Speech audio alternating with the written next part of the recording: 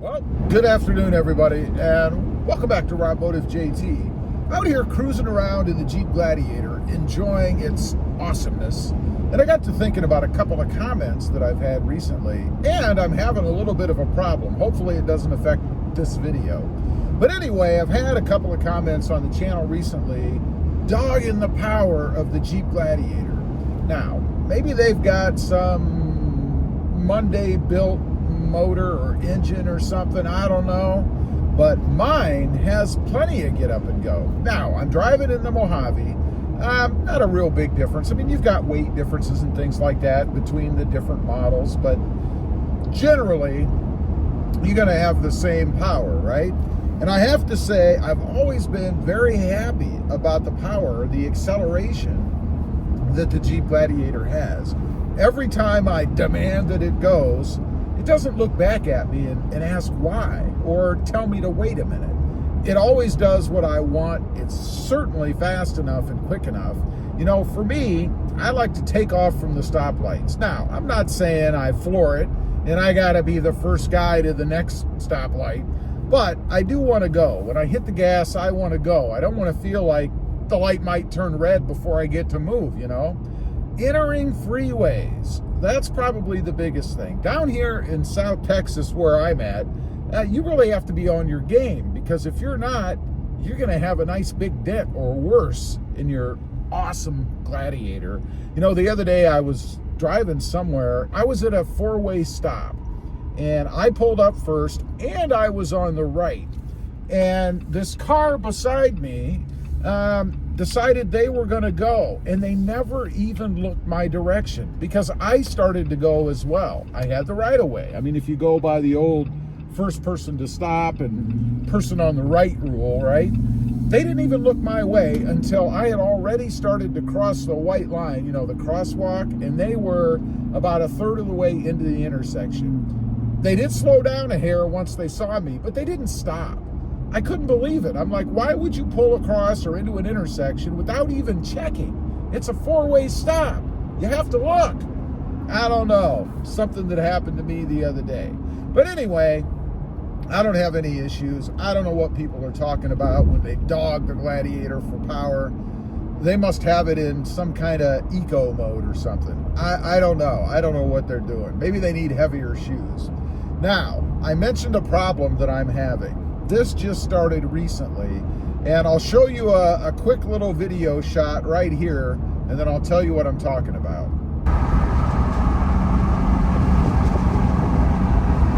You can see right there, that is my phone holder, or those are my phone holders, I guess. It's where you guys are sitting right now. It's where I put the camera via a magnetic base. There's a plate on the back of my phone, steel or some derivative thereof, and the magnet that it adheres to. Never had any issues with that. They have held very well. I think you could probably go off-roading with the setup that I have and never have to worry about your phone flying off.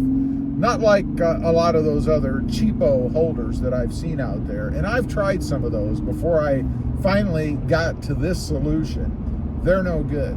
But the problem that I'm having is the sunshine. You know, we're in some kind of a heat dome down here right now. It's 98 degrees. Feels like, I don't know, 290, something like that. I love that feels like thing. How do they know what it feels like to everybody? How do they know what it feels like to me? I mean, 75 might feel like 120 to me. I don't know. But anyway, it's hot. And the sun is shining in because I think of the flat windshield of the Jeep Gladiator. Pretty much flat. I mean, there's a little bit of slope to it, but that lets the sun shine right across the dash. No matter where I go at this time of day, and it's 1:08 in the afternoon, the sun is blasting down right in the area where I keep the phone. And I've started to run into a problem with that lately. And that is, my phone gives me a warning that it's overheated and it has to shut down, and then I have to allow it to cool before I can use it again. Now, since I use the iPhone for primarily all of my videos, that's a bit of a problem for me because I do like to go out and drive around and chat with you folks. I have fun doing that. I get to see what's going on, if anything interesting is out there. then I'll go ahead and capture that as well. But I can't do that when the sun causes my phone to overheat. And you know, I've seen another person, they're on another platform, it's a TikToker actually. Yeah, I watch the TikToks. And he drives around and shoots video, and he's run into the same thing. He actually has his, and this is the craziest thing I've ever seen, he super glued a holder to his windshield. I mean, I guess you could probably scrape that off. It is glass, so with a razor blade, you could probably get it off. But anyway, he's got one of those suction type holders super glued to his windshield. And that puts the phone directly out into the sun. I mean, there's no shading when you have your phone sitting that way. And he has started to have the same problem because where he's at, it's also very hot, lots of sunshine. Now, one thing that he did recently, I noticed, is he bought a fan. Because this guy, he's got like 500,000 subscribers. I mean, he's big time serious, right? So he bought one of those portable fans, battery operated, and he's wedging that in his dash, pointing up at the phone. Now, that's a little bit dangerous if you have to stop, I guess. It is a missile. It's not like it's seat belted in, but who cares? I don't wear helmets when I drive either. I probably wouldn't be wearing a seatbelt today if it wasn't illegal not to. But anyway, he's having the same trouble. He's got a fan sitting up there, and I don't know if it's working for him yet. I kind of doubt it because phones, and he runs for a long time. I mean, he'll live stream for like an hour, 2 hours, something like that, depending on where he's going in his car. So I really doubt it's making any difference whatsoever. What you really need is some kind of a hood, you know, maybe one of those visors that goes across the front of the truck or the car to shade anything that's down below it.